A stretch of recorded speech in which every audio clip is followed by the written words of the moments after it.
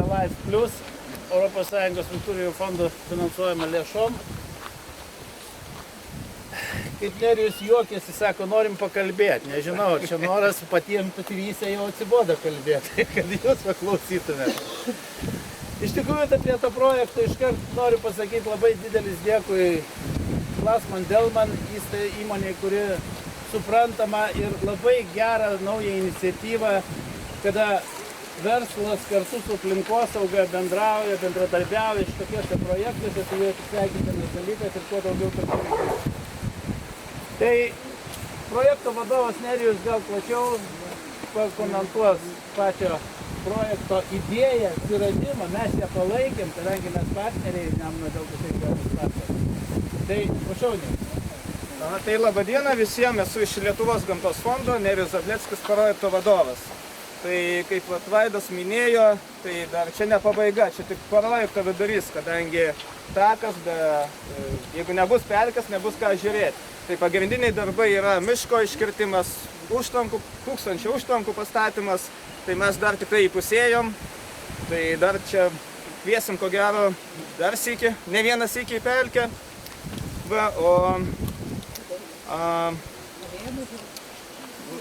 Tai galbūt trumpai tiek, šiandieną tai pasivaikščiosit patys taku, takas, kaip žinia, dabar yra 1,2 km ilgio, pailgintas, atsirado papildoma platforma,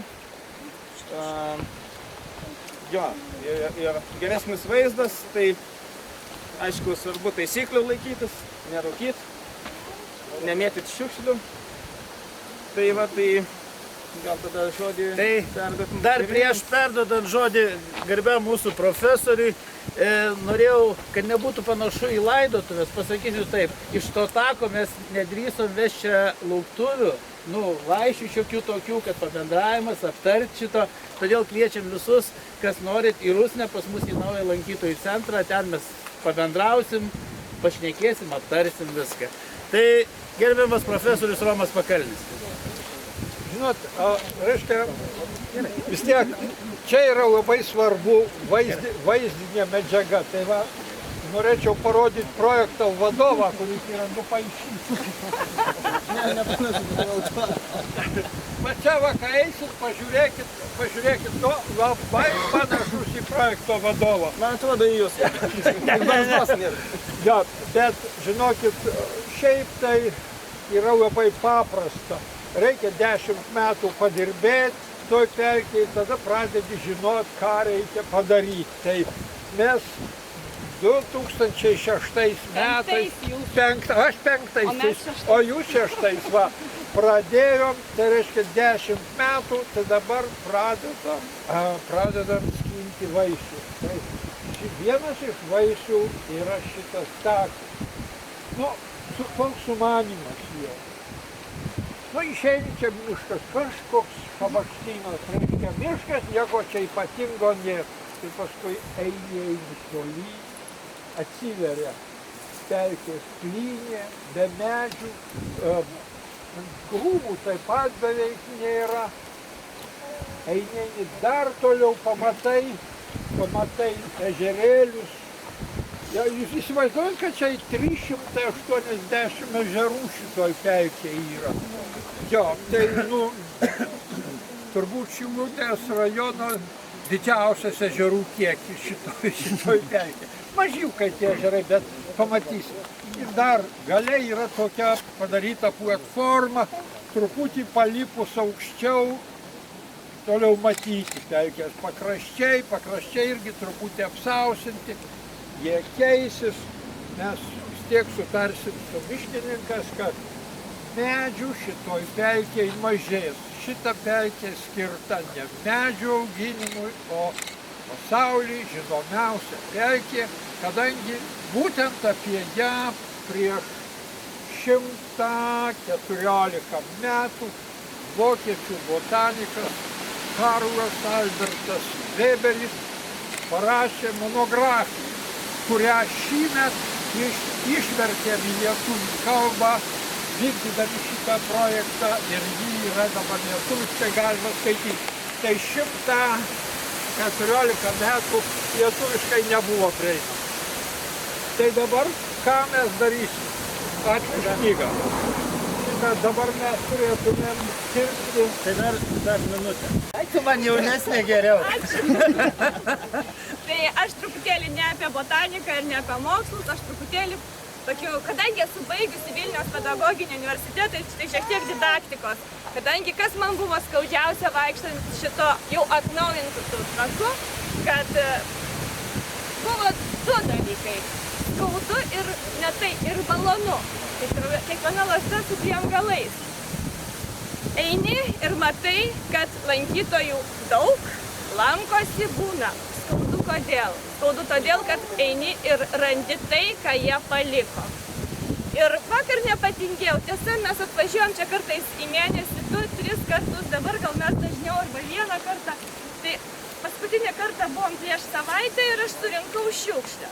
Tai dabar padariau eksperimentą. Štai va šitas visas kantelis yra Savaitės cigaretės malonės. Va, nepatingėjau, yra 1 savaitės lobis.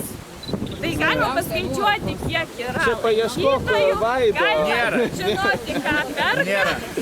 Ir Mano visą jeigu tai paieškotumėm. palieka. Kodėl yra skaudu? Todėl, kad yra pelkė. Pelkė yra apsausėjusi. Labai, žinot, kad dabar klimatas Lietuvoje yra pastaruoju metu yra ne tik, kad klimatas gal šyla, gal orai yra tokie, kad sausa, mažai iškrinta kritulių, pelkiai trūksta vandens ir tokiamis sąlygomis pelkėm iškyla didelis gaisrų pavojus. Tai va, kiekviena šita cigaretė gali sukelti gaisrą, o pelkė atsikurti trunka gana ilgai, reikia laukti. Tai va, ką mes turime? Mes turim įvairių gėrybių, antropogeninės kilmės džiaugsmų, turim net ir šampaną, turim svaigiųjų gėrimų, turim kavos. Tai čia galima sužinoti mūsų visų lankytojų racioną, ką mėgsta. Turim kramtomų, net raudonų. Labai įspūdingas rinkinys. Tai va, o kodėl visą tai padariau? Kad valstybinė saugomų teritorijų tarnyba 3 savaitės yra paskelbusi štai tokią akciją. Gal kartais atrodo, kad truputėlį nelabai išvaizdu tokios reklamos, antireklamos ar reklamos, bet galbūt tai gali paveikti lankytojus ir pagalvoti, jeigu aš atsinešiau kažką į pelkę, tai svėrė daug daugiau negu tai, ką aš suvalgiau ir galiu išsinešti. Tai nežinau, ar čia paveiks ta mano didaktika ar ne, tikiuosi, kad gal nors vienas žmogus paveiks. Ir Šitą dar yra, dar pridėsiu vieną dalyką. Va visiem medžiam, užaugusiem pelkė bus taip.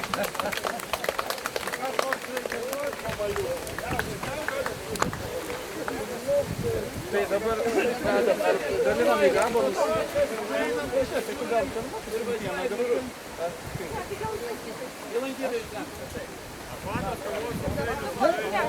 po vieną pasisinėjau šiek žmonių. Mes geriau einam. Tai aš sakau, dėl ko jūs Jurka kokia paimti. O tai mes atskirai galim? Atskirai vesti. Tai dar toks organizacinis dalykas, kadangi jūsų daug, tai mes suskaidysim jūs po iki 10 žmonių ir eisit su gidais. Tai va, bus jums Leonas, Romas ir Jūratė, ir aš, kad ir gidais. Ir iš parko gal, Robertas. Ar nori vesti grupelę žmonių? Geras pasakymas, aš Medžioju. Tu medžioji? Jeigu būtinybė yra sakyti. Jeigu gal užteks. Tai pirma grupė 10 žmonių su manim tada. Einam. Dėjau, į man buvo 3 minučiai. Už kokių 3 minučių? Aš paskutinį. Jūratei reikia paskutinį, nes jinai labai ilgai. Jo. Arba jūs, arba Jūratė. Gerai. Su manim 10 žmonių.